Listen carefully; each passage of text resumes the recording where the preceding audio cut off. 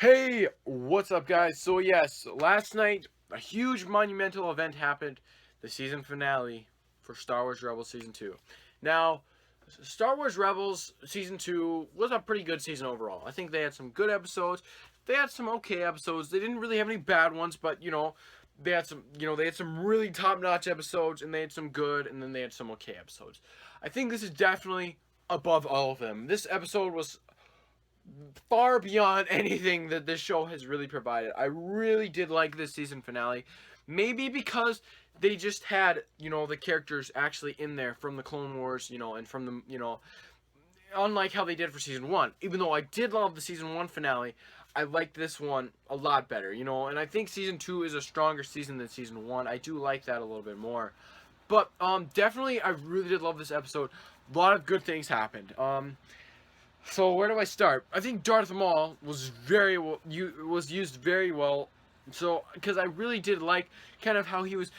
I think this. Oh, I say this episode was really kind of the Empire Strikes Back of um, the Star Wars of the seasons. Because I think it really was the dark. It was a dark. A dark season finale. A lot of bad things did happen. A lot of dark things, just that it was very interesting because, definitely because they went to that Sith temple on Malachor, and it was just, it had to be dark, and I'm glad that they embraced that and didn't, chicken out because it's a kids show. Well, because it's showed on a kids station. So, yeah, I definitely am glad about that. I think Maul was very well done, and I think the dynamic between Maul and Ezra when they first met, it was kind of like a Yoda and Luke thing. How it wasn't in Empire Strikes Back, too, because uh, sorry guys, but I definitely think that was very kind of reminiscent of kind of how Yoda and Luke were, and he almost paraphrases a quote as well, like how Yoda said.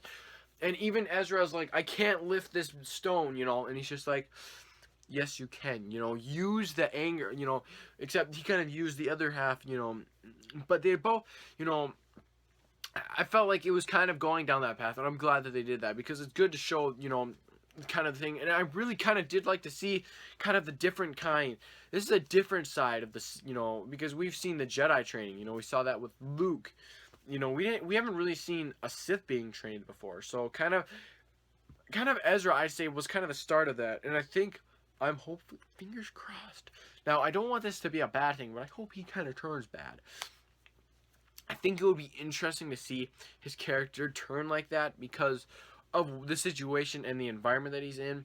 And I really would, I think that would be a good thing for his character. I think it would really show some growth to Ezra and just be pretty cool. And then if he was Benicio del Toro, who is, who a lot of people think he's playing Ezra, an older Ezra in, Star Wars Episode 8, I think that would be pretty cool, and it would really show that kind of transition, what would happen.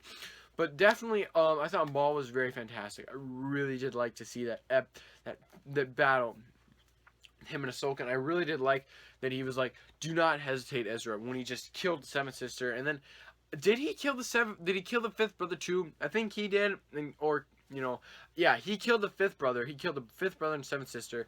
And I felt like the eighth brother was kind of useless in the episode. He's just kind of just like, yeah. I felt like a lot of the Inquisitors, besides the Grand Inquisitor, are kind of just useless. They haven't really developed their characters. I really wish they would have went into who the seventh sister could have been. It would have been interesting if it was Barrish, so they could have developed that backstory a little bit more. But maybe, we never know. But we know that they have some kind of Jedi background. And apparently, the eighth brother is a Tangarian tango jumper or something I'm sure I butchered that name wrong. And that's the same species that Cassie was in Star Wars Season 2. I believe it was Episode 11. Lightsaber Lost.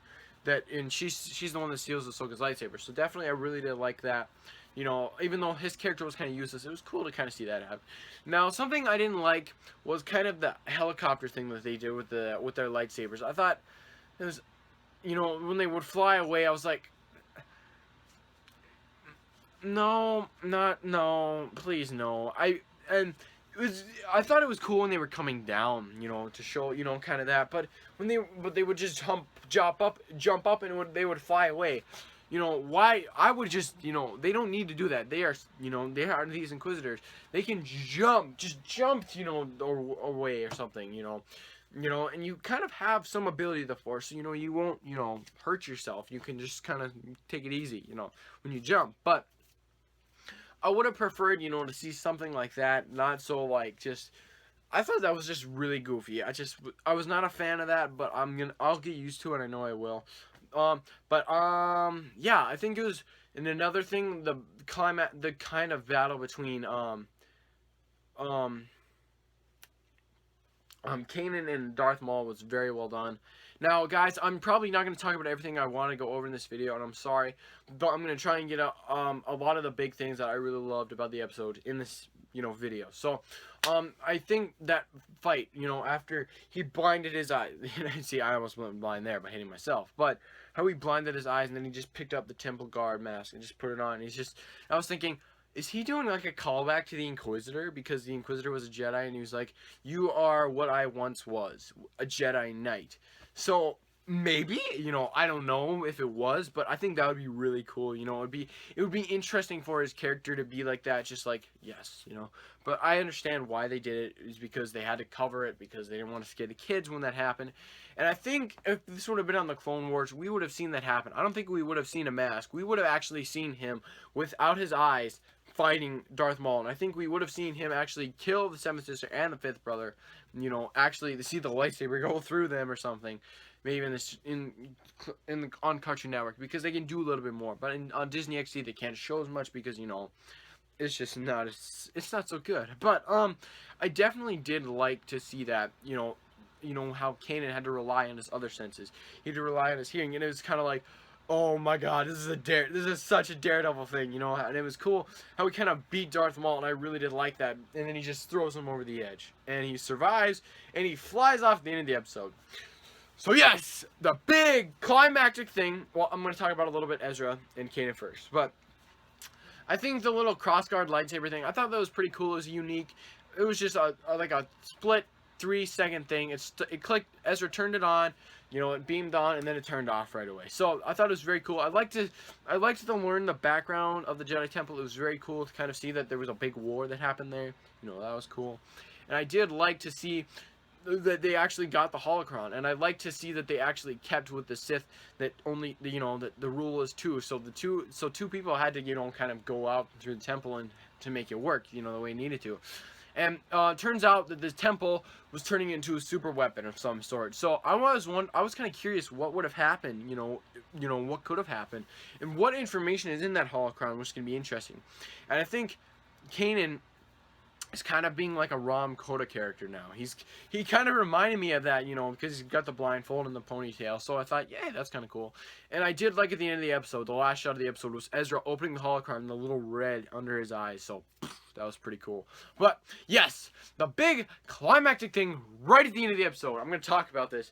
The epic fight between Darth Vader and Ahsoka Tano finally happened. And did it live up to the hype? I think so.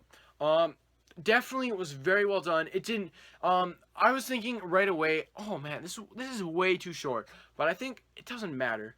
It's simple. The fight is not about how long it can go. It is about the simplicity. It is about the characters at the core, not about the fight. It's about the characters. And that's kind of a callback to kind of what these movies did over kind of what these movies did. You know, what the prequels did over the original trilogy and The Force Awakens. But like I said, I do like the prequels, so, you know, I like all of it, but you know where I kind of stand. But I think that this one definitely was very interesting, and I really did love to see that fight between Darth Vader and Ahsoka. And I thought it was very just brutal. You know, you know, they were trying to kill each other. They were not trying to, you know, well, Ahsoka was trying to protect herself, but, you know, Darth Vader was trying to just get rid of her, because he does not want anything from his past still there, because he knows that will happen. Anakin will come back. And I think when they got back in the Sith Temple and she slashed that piece of his mask off, it's just like, you know, and then we hear Matt Lanner's and James Earl Jones' voice, and we see the orange beating eye of Anakin Skywalker. It's just like, oh my gosh. I got chills. Oh, I had goosebumps on the back of my neck. I think that was probably the best part of the episode. I really was just like, whoo! It was the best. I think that was the best. I really think that nothing will beat this episode. Nothing will beat this episode ever. It just had so many good things. And who knows? Is Ahsoka dead? Maybe, maybe not. Will this be the second time she dies? You know, who knows? Because we see Anakin walking out of the temple, Darth Vader walking out of the temple, just breathing heavily. And who knows how he's going to get off, but, you know, we all know he will because he's in 4, 5, and 6. But it is also going to be interesting to see, you know, if Ahsoka's alive. Because if you look very closely, there's a little white light, you know, entering the temple, I guess. So, is it her Force ghost? Is she still alive? Now, Dave Filoni has said that, you know, there's, you know, we'll find out later on if she is dead or alive. I hope that she is dead. Not to be mean, but I hope that she is dead because Anakin, well, Darth Vader, I don't think he would allow any piece of Anakin to live. I don't understand why he would want to keep Ahsoka around because he killed his wife and he loved her more than anybody, and so he got rid of and so he kept Ahsoka. You know, just, you know, I understand why you know, he kind of attacked Padme, but it'll be very interesting to see what'll happen. And also, if you guys don't know, there's supposed to be an Ahsoka book that takes place in between episode 3 and 4, you know, before she becomes into Rebels. So, yeah, that's going to be interesting as well. So, I think definitely this episode deserves 5 out of 5 winks. I'm sure you guys all knew that. This episode was just amazing. Everything about it was perfect. The music, especially the music during that fight. Whew! Perfect.